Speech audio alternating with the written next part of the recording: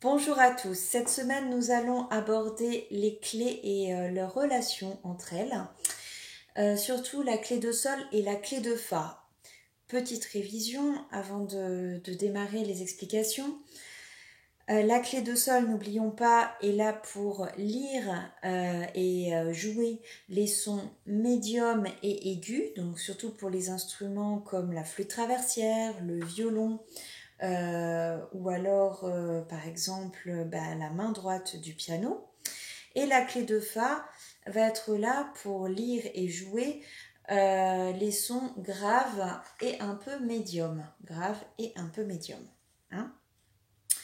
Ce sera surtout par exemple pour la guitare basse par exemple, pour la contrebasse, pour les instruments à cordes frottées, la contrebasse, ou alors pour les instruments qui sont en cuivre, le trombone par exemple. Hein. Pour les instruments qui sont en bois, dans la famille des bois, ça va être la lecture de la clé de fa pour le basson par exemple. Hein. Donc tous les instruments finalement qui sont grands, vont faire des sons graves et vont utiliser la clé de fa. Donc comme je vous l'ai noté ici, en fait, la clé de fa et la clé de sol ne sont pas complètement différentes, en fait. C'est juste une manière de noter les sons qui permettent finalement d'être en relation avec une frontière commune, le do, qui est lui sur une ligne imaginaire qui est finalement jamais notée. Le do de la clé de sol, on lui met une ligne en plein milieu du son, et le do de la clé de fa qui est exactement le même son, hein, qui va être aussi noté avec une ligne imaginaire, en fait, donc juste sur la note, et qui va être, elle, au-dessus de la portée, puisque ça va être dans les notes les plus aiguës pour les instruments qui utilisent la clé de fa. Contrairement aux instruments qui utilisent la clé de sol, ce son-là va faire partie des sons les plus graves finalement de leur instrument. Donc finalement, même si quand on lit que la clé de fa ou que la clé de sol, on s'embrouille un peu, on se dit bah mince, c'est des ronds de notes, mais par rapport à la portée, ils sont pas au même endroit, c'est pas les mêmes noms de notes. Mais si on réfléchit bien, en fait, faut juste se dire c'est pas la même chose, ce n'est pas la même portée. Puisque la clé de fa, c'est la portée des sons qui sont en dessous, c'est comme si c'était une autre portée en dessous, en fait. Et la clé de sol, c'est une portée qui est au-dessus. Ce n'est pas du tout la même chose, c'est juste la suite, en fait, si on va des sons graves jusqu'aux sons aigus. Voyons voir, si je vous joue des sons graves jusqu'aux sons plus aigus, vous allez bien comprendre que ce ne sont pas les mêmes sons.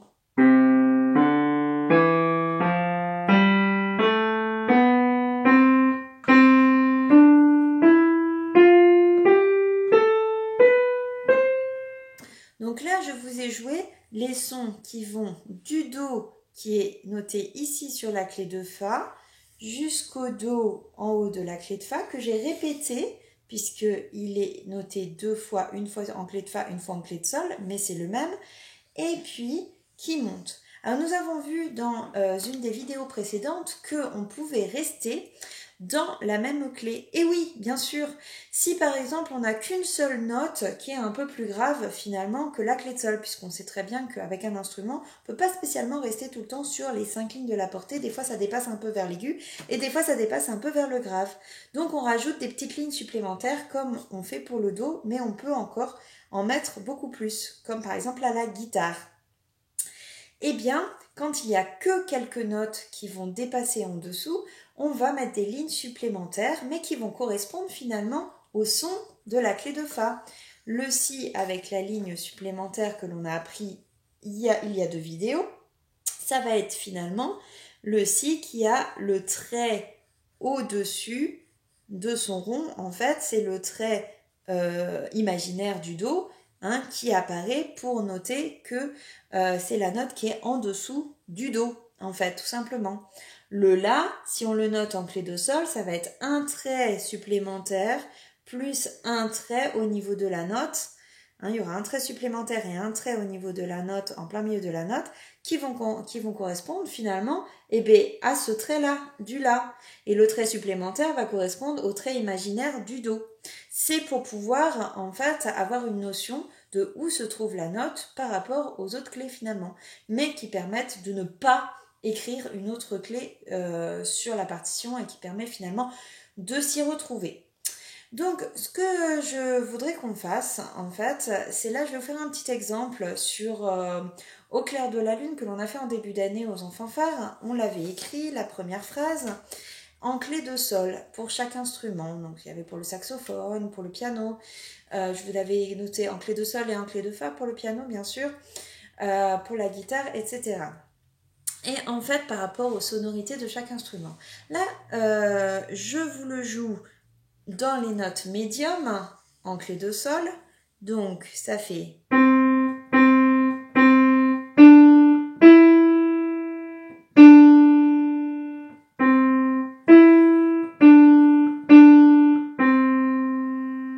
Donc là, bien sûr, comme on a vu en cours, on a utilisé ces trois sons hein, qui sont écrits en clé de sol.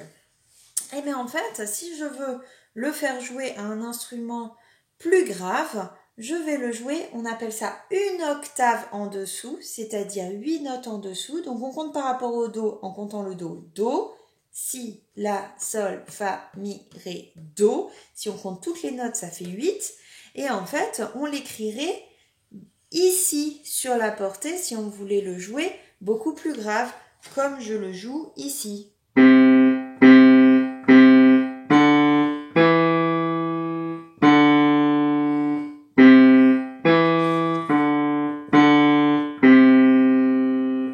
Donc voilà, cette semaine je vais vous faire des exercices où il y aura des petites séquences de notes qu'il va falloir écrire avec des lignes supplémentaires ou alors à l'octave en clé de Fa ou en clé de Sol selon si le début, la base de l'exercice est en clé de Fa, il faudra l'écrire en clé de Sol et inversement pour s'habituer justement à aller d'une clé à l'autre sans se perdre, sans être complètement paniqué. Puisqu'en fait, l'objectif de la formation musicale, c'est d'être à l'aise avec l'écriture musicale pour pouvoir finalement jouer avec d'autres instruments quand vous serez plus grand et même finalement dès votre début d'apprentissage. Donc si vous voulez jouer avec un pianiste, une pianiste ou un tromboniste ou un contrebassiste, si vous rencontrez un bassoniste, si vous rencontrez quelqu'un qui fait de la guitare électrique, ou autre, ça vous permettra de pouvoir jouer avec lui pour lui écrire la partition qu'il a besoin et pouvoir jouer tous ensemble. Voilà, à bientôt, bon courage!